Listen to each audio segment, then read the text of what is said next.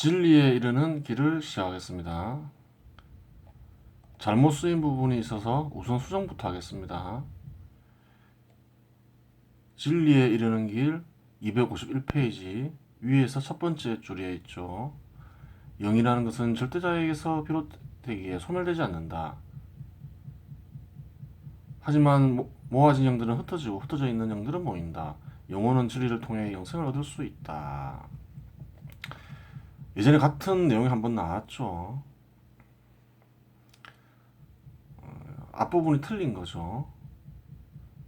영과 혼이 합쳐지면 분리되지가 않죠. 영이 되거나 혼이 되죠. 화학적 결합이라 했죠. 화학적 결합을 생각하면 된다고 얘기했죠. 그래요.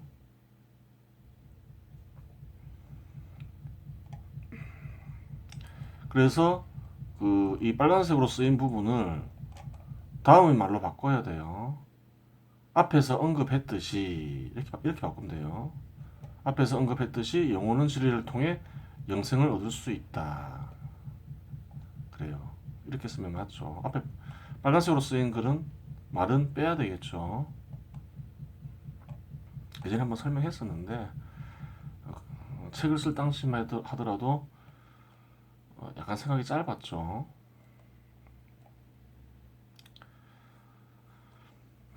같은 맥락이에요. 진리에 이르는 길 251페이지 아래에서 11번째 줄에 있죠. 그 경우 영혼은 영과 혼으로 분리되고 혼은 혼이 비롯된 영적 존재에게 흡수되고 모여서 이루어진 영은 결국 흩어지게 된다. 이걸 어떻게 바꿔야 되냐면 영과 혼으로 분리되지 않죠. 영이 혼이 되고 이렇게 해야 되겠죠. 그 다음에 혼이 된 영혼은 이렇게 바꾸면 되겠죠. 그리고 이제 뒤에 나와 있는 것 영은 결국 흩어지게 된다. 이것은 영혼은 결국 죽어 흩어지게 된다. 이렇게 바꾸면 되겠죠. 그래요. 좀 더 구체적으로 적자면 혼이 된 영혼은 이렇게 적을 수도 있겠죠. 혼이 된 영혼은 결국 죽어 흩어지게 된다. 이렇게 쓸 수도 있겠죠. 이치상 그렇게 되는 거죠. 이렇게 되죠. 그 경우 영혼은 영이 혼이 되고 혼이 된 영혼은 혼이 비롯된 영적 존재에게 흡수되고 모여서 이루어진 영혼은 결국 죽어 흩어지게 된다. 이렇게 되는 거죠. 그래요.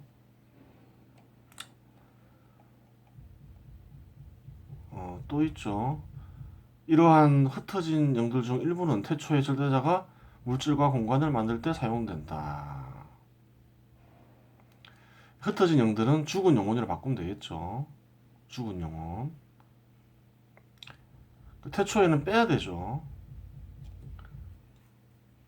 태초도 그래요. 태초도 유사한 경우가 많을 수가 있는데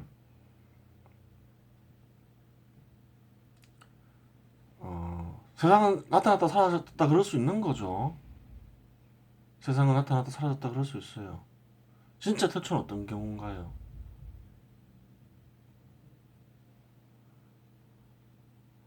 세상이 없는 상태에서 세상을 이루어지게 하는 존재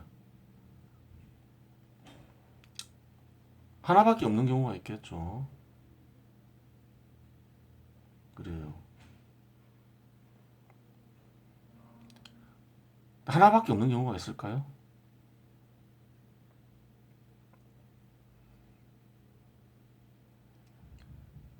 그 세상을 이루어지게 한다는 뜻이 있어야 되겠죠. 그러니까 하나의 뜻과 세상을 이루어지게 하는 존재, 두 존재가 있는 거죠. 그렇게 되겠죠. 그래요. 하지만 그와 같은 태초도 있죠. 그와 같은 태초도 반복될 수 있겠죠. 그때는 모든 것은 동일한 상태로 돌아가는 거죠. 하지만 그런 경우는 아주 예외적이고 그냥 세상이 나타났다 사라졌다 계속 반복되는 경우만 생각하면 어때요? 물질과 공간을 만들 때 사용하겠죠. 죽은 영혼은 그렇게 되는 거죠. 세상이 이 세상만 있다는 보장은 없잖아요. 다른 세상들도 있을 수 있잖아요. 이 세상이 사라지더라도 다른 세상들은 있을 수 있잖아요. 그렇죠.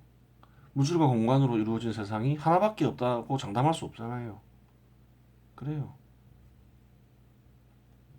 이 세상이 사라지더라도 그래요. 다른 세상들은 남아 있을 수 있는 거죠. 그리고 죽은 영혼은 또 새로운 물질과 공간으로 새로운 물질과 공간으로 이루어진 세상을 만들 때 사용될 수 있는 거죠. 그렇게 되겠죠. 그래요.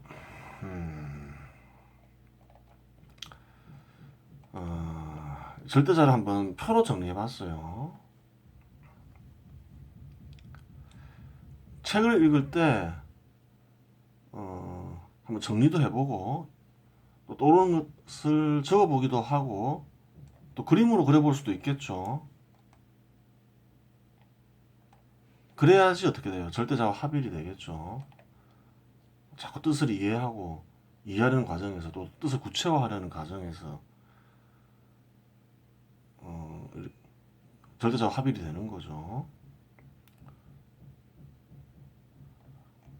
얻은 뜻을 그림으로 바꾸는 건 어떤가요? 그래요. 더욱 알고 있던 것이 더욱 구체화되었다는 얘기인 거죠. 그래요. 원래 저번에 얘기했지만 절대자와의 합의를 얘기했죠. 절대자와 합의를 해야지 진리에 이른다. 진리를 얻는다. 절대자와 합의를 할 때 무엇을 해야 되나요? 절대자와 합의를 하기 위해서 방법은 뭔가요? 혼의 작용을 끝이고 절대자와 혼의 작용을 끝이고 생각하는 거죠. 그것을 자꾸 하다 보면 절대자와 합일이 되겠죠. 근데 혼의 작용을 그치고 생각하더라도 어떤가요? 절대자의 뜻을 가지고 생각을 해야 되겠죠. 절대자의 뜻이 없더라도 이제 그 혼의 작용을 그치고 생각하면 영의 능력은 커져요. 영의 능력은 커지니까 어느 순간 절대자의 뜻을 얻게 되면 절대자와 합일이 되는 것이긴 하지만 절대자의 뜻을 가지고 생각을 하게 되면 어떨까요? 절대자가 반응을 하겠죠. 마음에서 그 합일이 쉬워지는 거죠. 그렇게 되는 건데 그래서 원래 정통적인 방법이 뭐냐면 자기 마음에서 떠오르는 게 절대자의 뜻인지 아닌지 알 수가 없잖아요. 그렇죠. 그래서 예로부터 절대자의 뜻을 가진 말들을 이용을 했어요. 원래부터. 그 말들을 이용해서 이제 그 말들을 구체화해 보기도 하고 또 다른 것을 떠올려 보기도 하고 그렇게 해야 되겠죠. 그러면서 새로운 것들을 떠올리고 그러면서 절대자와 합일되는 거예요. 그냥 맨 땅에 헤딩하는 게 아니라는 거죠. 그래요. 말로만 절대자와 합일되는 게 아니라는 거예요. 표로도 합일이 될 수 있고 그림으로도 합일될 수 있겠죠. 그래요. 예전에 하여튼 절대자와 합일이 가능하게 하는 말을 말씀이라고 했죠. 하나님 말씀이라고 한 거예요. 그래요. 절대자를 표로 정리해 보면 절대자에 대해서 알려면 무엇을 우선 알아야 되나요? 절대자의 실체에 대해서 알아야 되겠죠. 실체를 알면 속성들은 자연히 나오게 되는 거예요. 자연히 알게 되는 거예요. 예를 들어서 스스로 있는 존재, 이건 절대자의 실체인가요? 보편성, 객관성 이런 건 절대자의 실체인가요? 그냥 속성이라는 거예요. 그럼 절대자의 실체는 뭔가요? 섭리로서 세상을 이루어지게 하는 존재죠. 이게 실체인 거죠.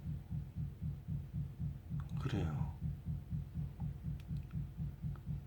기적으로 세상을 이루어지게 하는 존재가 아니죠. 실체를 알면 자연히 다른 것들은 다 알게 되는 거예요. 왜 절대자를 알 수 없는 존재냐? 알 수 없는 존재라고 생각하느냐? 절대자가 숨어 있는가, 인간에게? 그게 아니라는 거예요. 절대자가 뭐, 왜 인간을 피해 숨어요? 그런 거 아니라는 거예요. 절대자가 신비하게 느껴지는 이유는 뭐냐면, 절대자가 숨는 건 아닌데, 인간들이 절대자에 대한 바른 개념을 얻지 못해서 그런 거예요.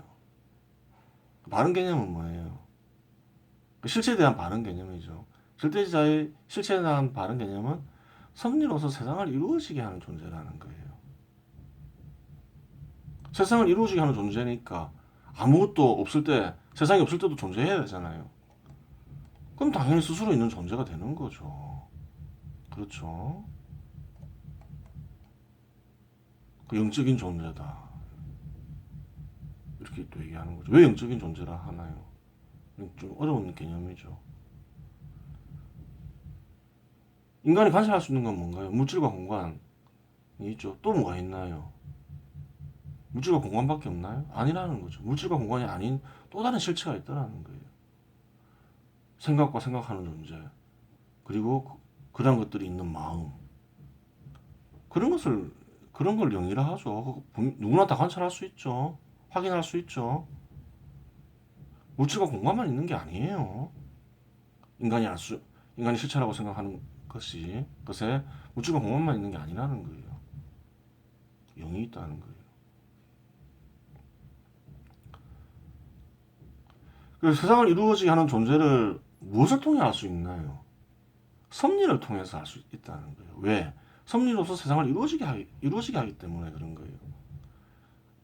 절대자의 행위가 되는 거죠. 섭리는. 우리가 행위를 보고 속성을 아는 거예요. 예를 들어서 뭐 인간 같은 경우도 어떤 인간이 모욕을 당했어요. 그 사람이 참아요. 굉장히 모욕적인 일을 당했는데. 그럼 그 사람의 속성을 뭐라 하나요? 인내심이 강하다 그러죠. 근데 어떤 사람은 모욕을 당했는데 같이 막 화를 내요. 그럼 뭐라 하나요? 성질이 불같다 이렇게 얘기하는 거죠. 그 행위를 보고 속성을 알 수 있는 거예요. 그 섭리로서 세상을 이루어지게 하는 존재 이렇게 올바른 개념을 가지면 어때요? 절대적인 속성을 아는 게 어렵지 않죠.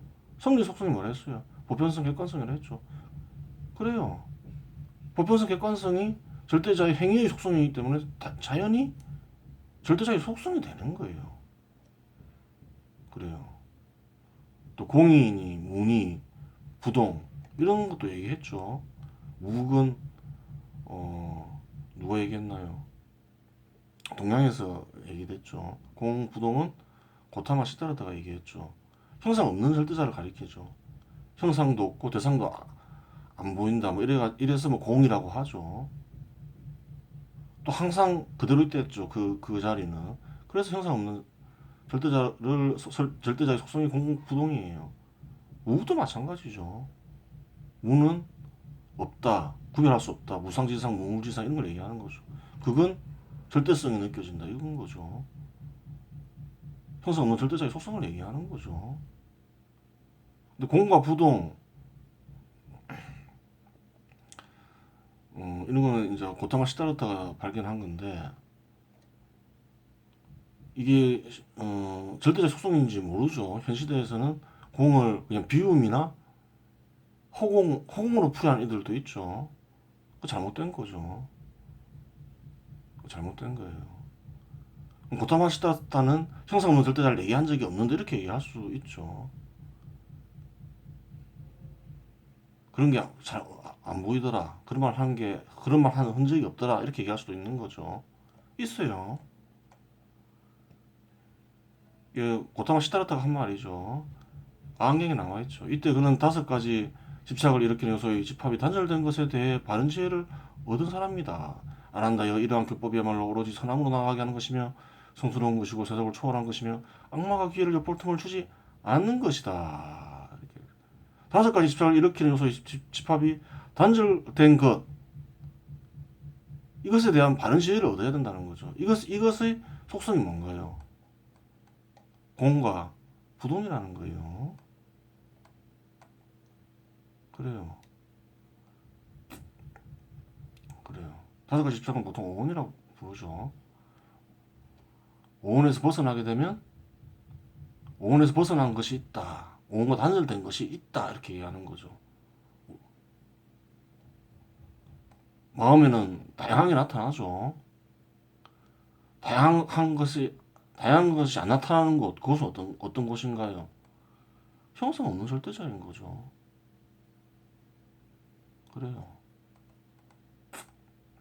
그렇게 되는 거죠. 그 얘기를 하는 거예요. 고타마 시타르타가. 근데 알아들을 수 없게 설명해 놓으니까 사람들이 이제 이해를 못 해가지고 이상하게 풀이하는 거죠. 그리고 뭐 인간의 형상과 유사하다. 형상 있는 절대자를 얘기하는 거죠. 그래요. 그리고 이제 속성을 이해하고 이러다 보면 또 특징도 알 수 있게 되는 거죠. 아, 절대자는 생각하는 존재이더라. 이렇게 아는 거죠. 생각하는 존재이기 때문에 또 절대자를 영이라고도 표현하는 거죠. 절대자의 생각이 마음이 되고 이러니까. 그래요. 또 뭐예요? 진리 혹은 섭리를 있게 하더라. 또 섭리로서 세상을 이루어지게 하더라. 모든 세상에 존재하더라. 그렇죠. 모든 세상에 존재하더라. 이거는 또 예수가 한 얘기죠. 여러 형태로 나타나더라. 이건 누가 한 건가요? 확실하게 얘기하니는 확실하게 얘기된 곳은 그 정재훈이 쓴 진리에 이르는 길에 나와 있는 거죠. 그래요. 그래요. 그러면서 또 이 표를 보면서 생각하는 거예요. 아, 절대자는 영이면서 또 진리를 있게 하니까 진리의 영이라고도 할 수 있겠구나. 혹은 또 섭리의 영이라고 할 수 있겠구나. 그렇죠. 생각하는 존재는 모두 절대자에서 비롯되겠구나. 이렇게 계속 생각해 보는 거예요. 그렇죠. 그래요. 절대자의 생각 중에서는 그대로인 것도 있겠구나. 형상이 없는 것도 있겠구나. 이렇게 생각해 보는 거죠. 그래요. 계속 생각해 보는 거예요. 표를 보면서. 자, 이번 시간에는 절대 의식에 대해서 좀 살펴보겠습니다. 절대자의 의식이죠. 인간에게도 의식이 있죠. 인간에게 의식이 있는 건 왜 그럴까요? 인간이 영혼이 좀 구체적으로 얘기하면 영혼을 구성하는 영이 절대자의 부분이기 때문에 그렇겠죠. 진리의 영의 부분이기 때문에 그런 거예요. 인간의 의식이 갑자기 생긴 게 아니겠죠. 그래요. 그래요. 그래서 영혼 자체가 절대자의 부분이죠. 영 자체가 절대자의 부분이죠. 영혼을 구성하는 영 자체가 절대자의 부분이죠. 그래서 예수는 뭐라 했어요? 인간을 절대자의 뭐 아들이다 그랬죠. 자기도 절대자의 아들이라고 절대자의 자녀라 그랬어요. 그래서 주기도문 보면 하늘에 계신 우리 아버지여 이렇게 얘기하는 거예요. 나의 아버지여가 아니죠. 우리 아버지여 이렇게 부르죠. 인간들이 아버지로 본 거예요. 인간들이 아버지로 본 이유는 영혼을 구성하는 영이 절대자의 부분이기 때문에 그런 거죠. 그래요.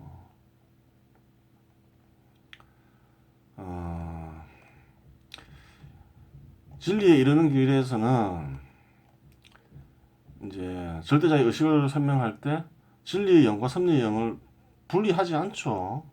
그냥 같이 설명하는데 왜 그래요? 같다고 생각했기 때문에 그냥 따로 분리해서 설명을 안 한 거죠. 동일한 부분이 있죠. 상이한 부분은 좀 굉장히 어렵겠죠. 상이한 부분을 찾는다는 거는. 동일한 부분을 찾는 거는 어렵지 않겠지만. 그래요. 상이한 부분은 얘기를 안 했어요. 그래요. 그래서, 어,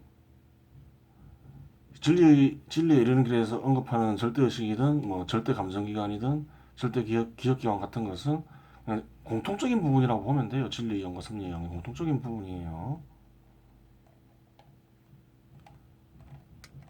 절대의식, 절대의식의 특징은 뭘까요? 용언도 그 의식이 있죠. 그 인식하고 판단할 때, 사용하는 기관이죠. 마음의 기관이죠.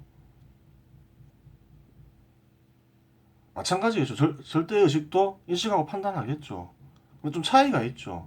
인간이 인식하는 데는 세상의 극히 일부만 인식할 수 있죠. 근데 절대자는 어떤가요? 전체를 인식하죠.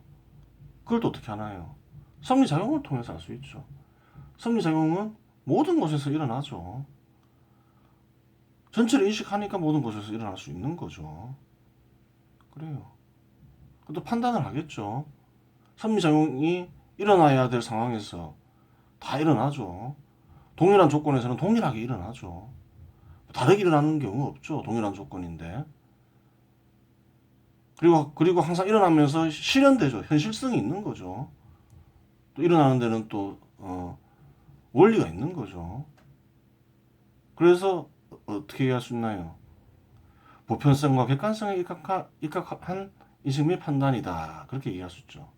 절대자의 인식과 판단은, 절대의식의 인식과 판단은 보편성과 객관성에 입각한 인식 및 판단이다. 이렇게 얘기할 수 있는 거예요. 섭리작용이 그치나요?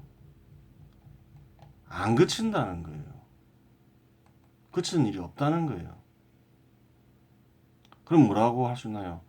절대자는 중단 없이 인식하고 판단한다. 이렇게 얘기할 수 있는 거죠. 그러한 것들은 뭐가 되나요? 절대의식의 특징이 되는 거죠. 그래요.